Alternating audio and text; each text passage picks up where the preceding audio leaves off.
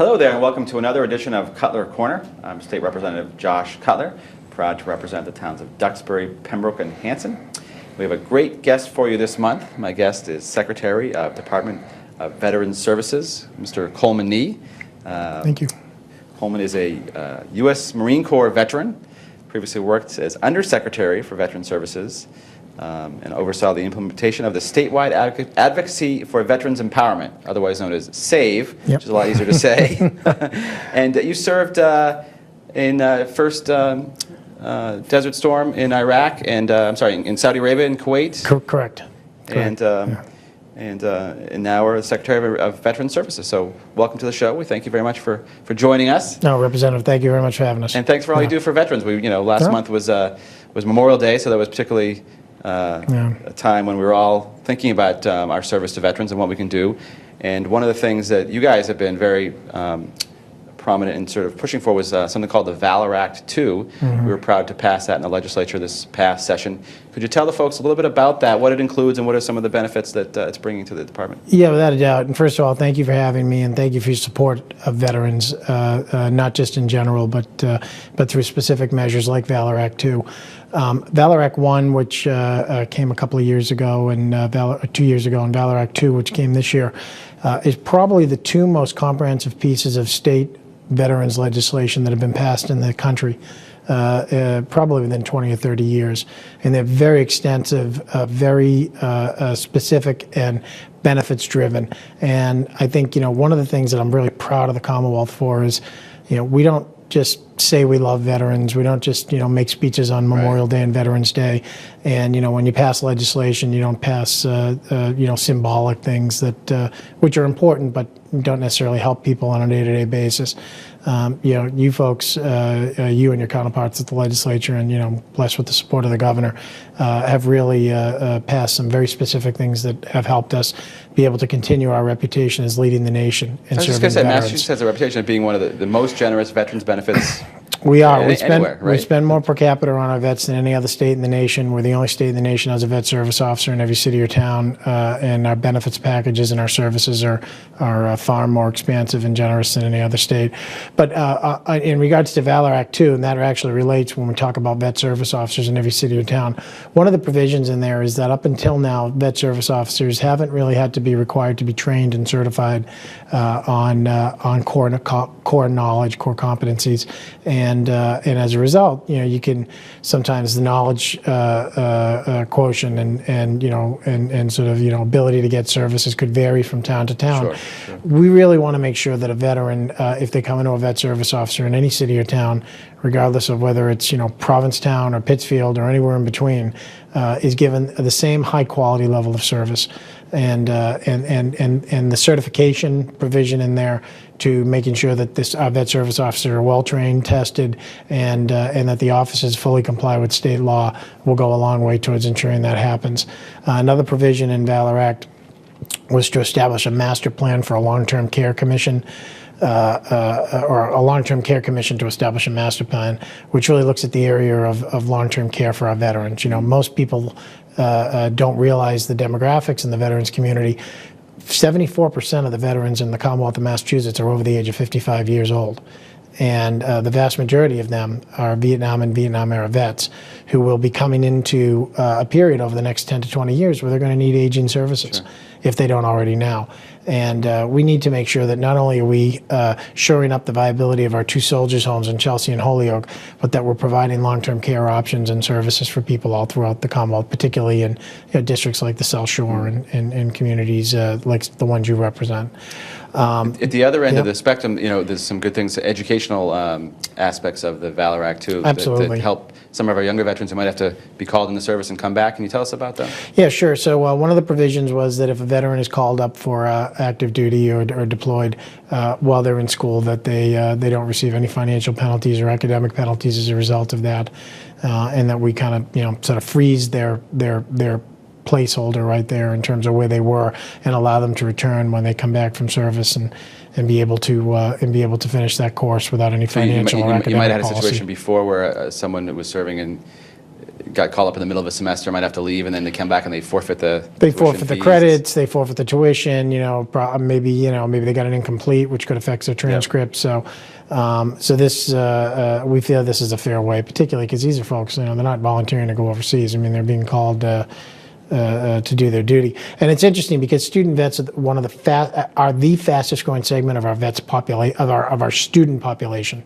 We're getting a tremendous influx of student vets here because of the great higher education institutions in the Commonwealth, particularly public higher ed institutions and community college network.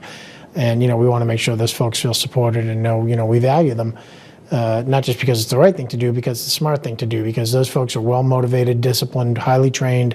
They make fantastic students, and when they come out, we want them to be in our workforce, we want them to start businesses, and we want them to contribute to our society.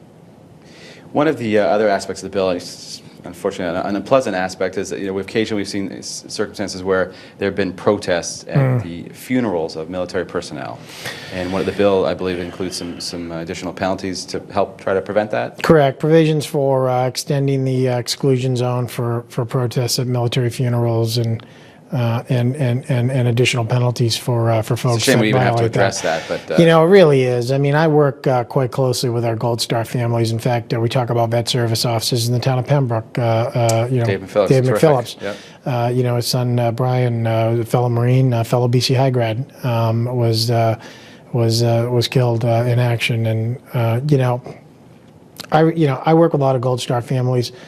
These people have given so much to this nation, sacrifice, devotion. For them, Memorial Day is every day, and that pain never decreases. And the fact that I only wish some of these people that engage in this behavior could spend some time with these folks and see the kind of pain that they're causing. I would hope that would that would address it. But I'm glad the legislature did take steps to ensure that we protect these families. Moving on to. Just at the local level, we talked about some of the veterans agents are one of the few states that have the level of service that we do.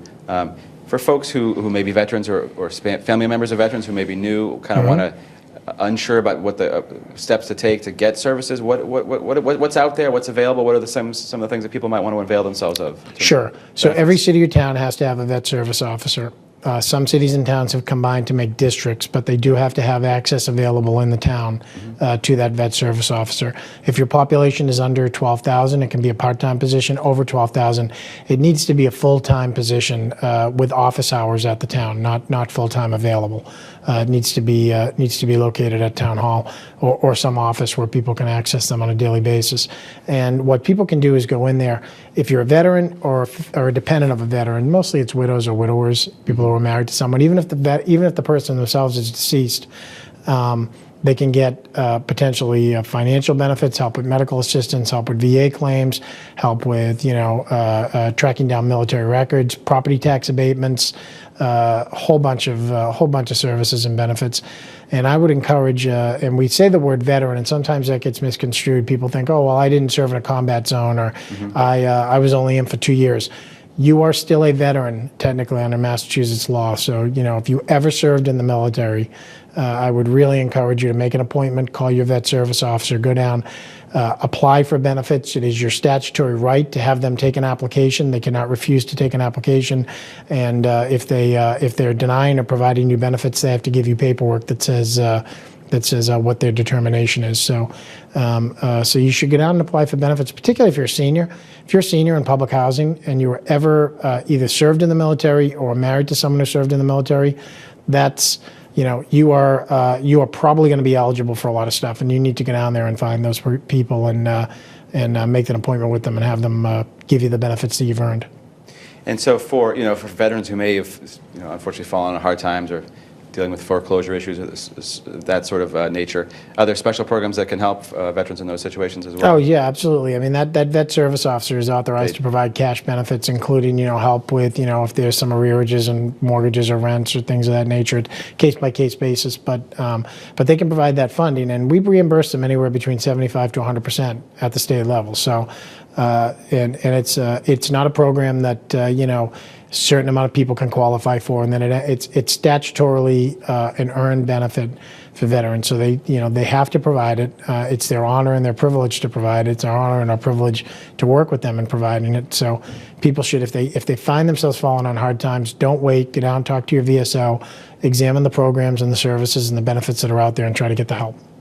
Now, I can recall my dad was a veteran, and he always he never wanted to accept any veterans benefits. And I would always tell him, Dad, you've earned the right to do this. You should do so.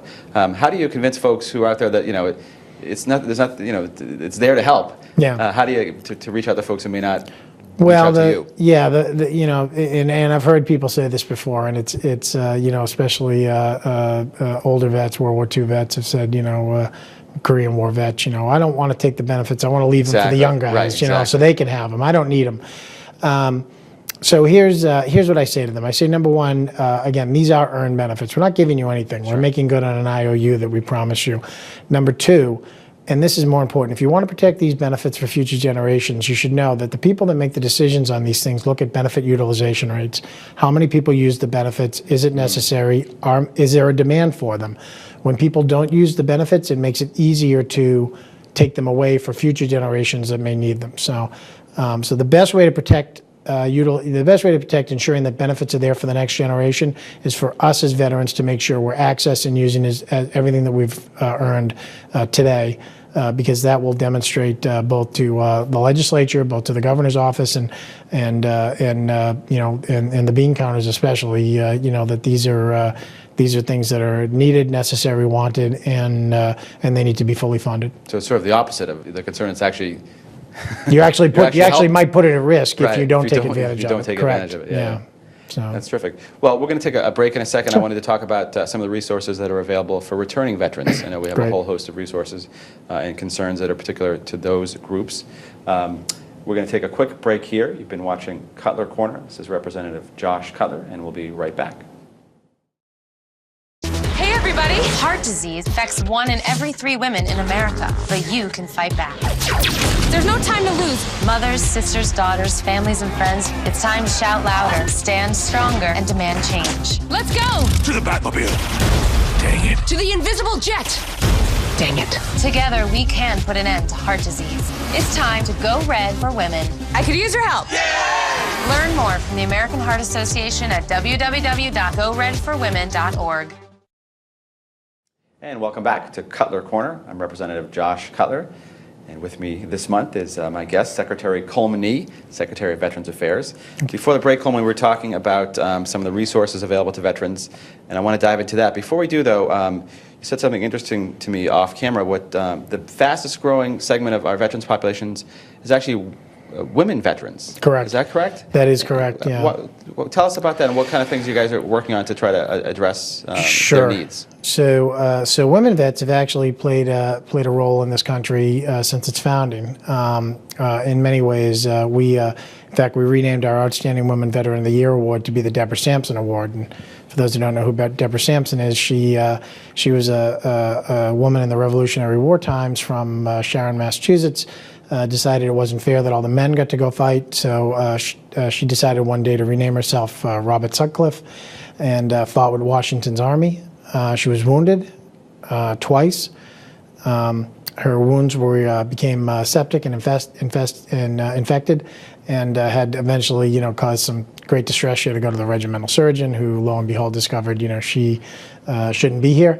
So up until that point, they didn't know? They didn't know. No, she had done a great job, and she was fought valiantly in combat, and eventually was allowed to stay on for a while in the Army, and came back to Sharon, Mass, and had many of the issues that are facing women vets today. She had a family to come back to, a family to raise. She had severe post-traumatic stress, from her experiences in combat, and also had difficulty accessing her benefits.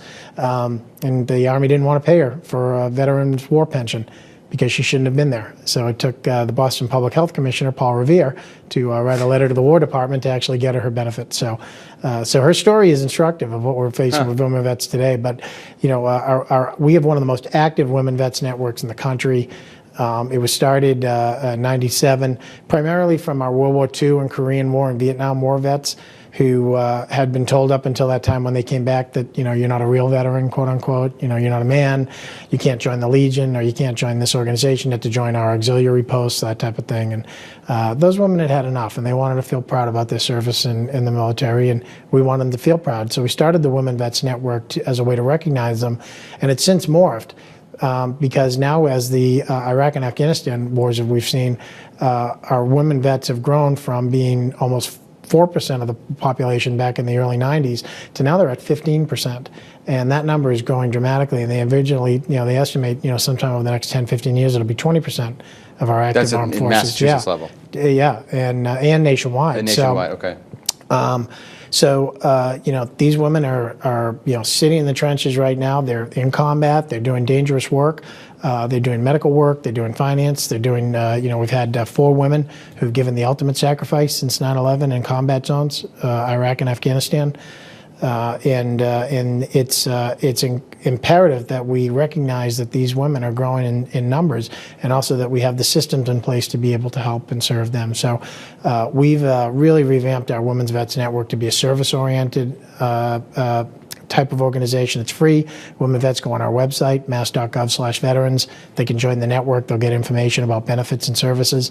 And we have a conference coming up on June 14th, Flag Day, out in Dudley, Massachusetts, and that'll be our 6th annual Women Vets Conference. So certainly encourage any women vets that want to come out. There's going to be 200 to 300 women vets out there. We're going to have a whole day's worth of activities and resources and benefits for them. So it'll be a fun day as well. But it's a very important segment, and we need to recognize our proud women veterans. Well, that's terrific to hear that. It's a good segue. Just resources for returning vets in general. There's a whole host of issues that can arise when our veterans return back. Things like PTSD, mental health concerns, finding a job, family issues. What are some of the services that are out there for folks, for veterans coming back, so we can sort of ease their transition back to Sure. Quite a lot, and if you're coming back to Massachusetts, you're in pretty good shape, I think. In terms of at least having resources for you. What we've discovered in looking at our benefit system, because we do hear about those veterans that slip through the cracks, and we hear about them sometimes early on, and unfortunately sometimes we hear about them after they've made sort of destructive or bad decisions, which have either cost them their lives or their freedom, whether they're being incarcerated or what have you, or someone else's life.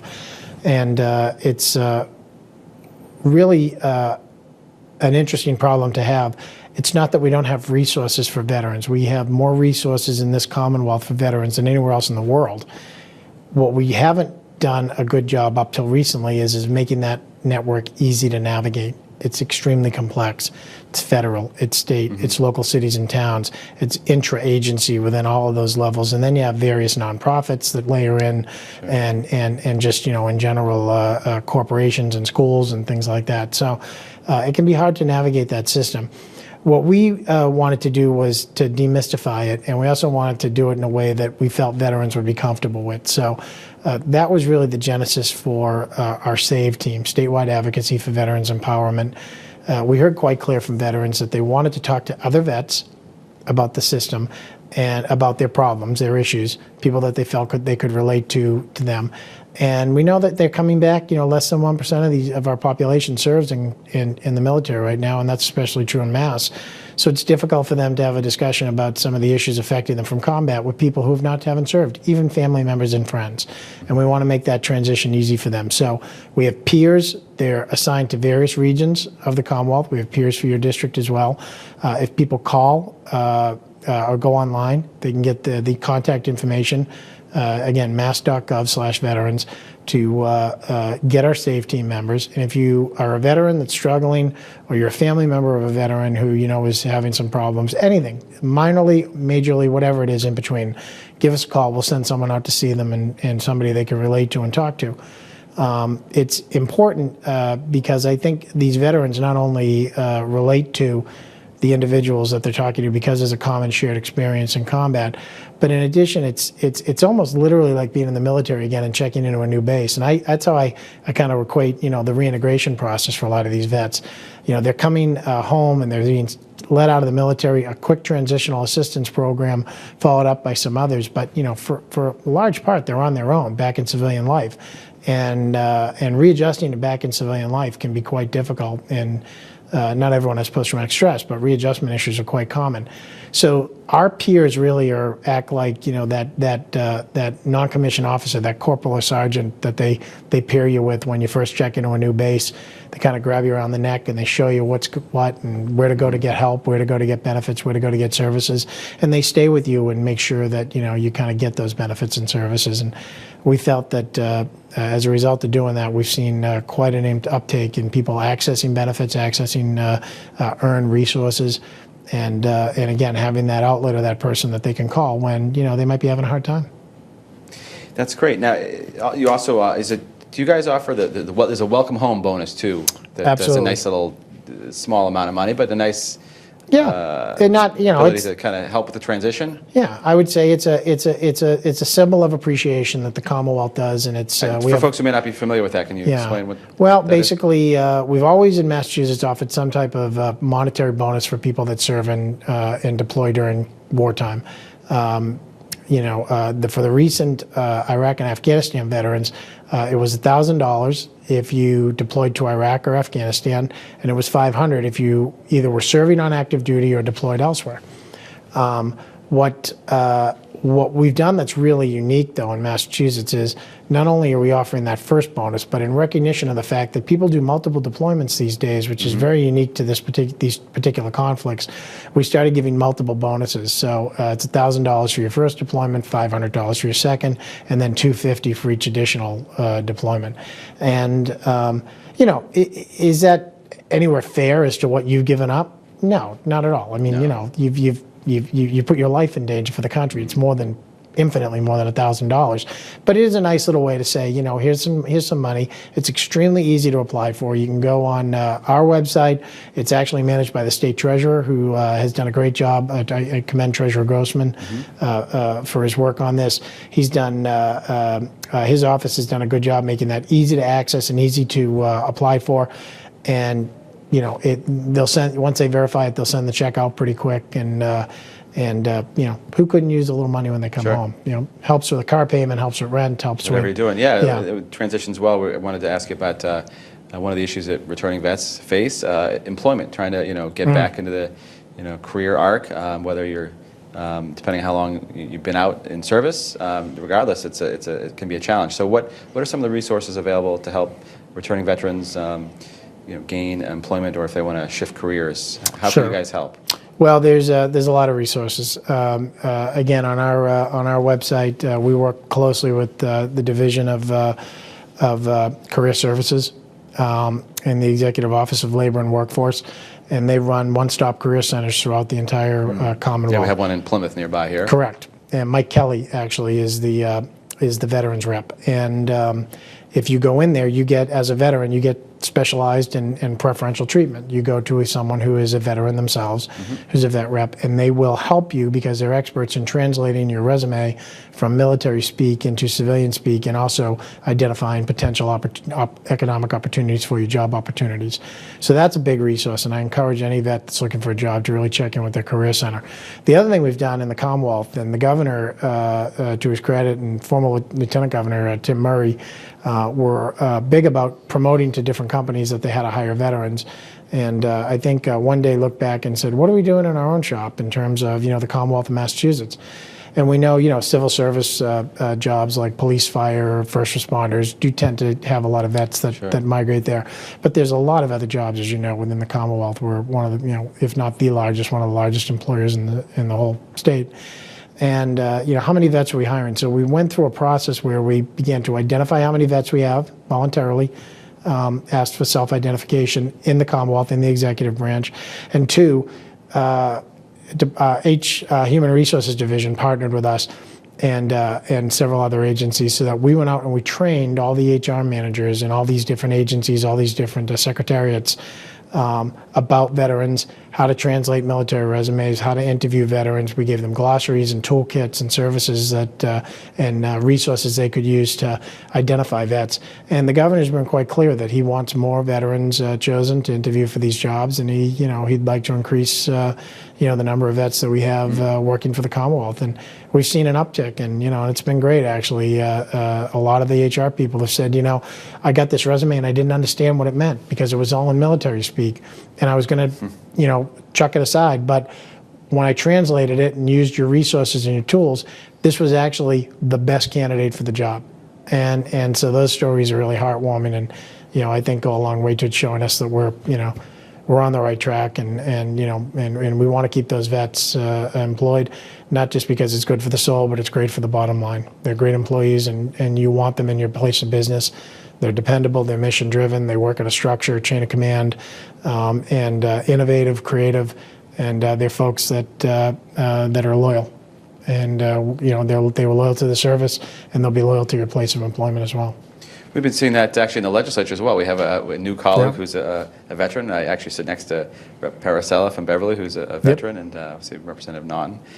So it's good to add those voices because they bring a voice that none of us can. It's interesting. You look at state government, you look at the legislature, you look at the governor's office, even the cabinets, and I think 50 years ago would have been unheard of if people didn't have military service. People would have wondered what happened? Why didn't you serve? And but it shows you with the advent of an all-military force and just the way we've redefined combat and troops that we need, troop strength, our veteran population is rapidly decreasing.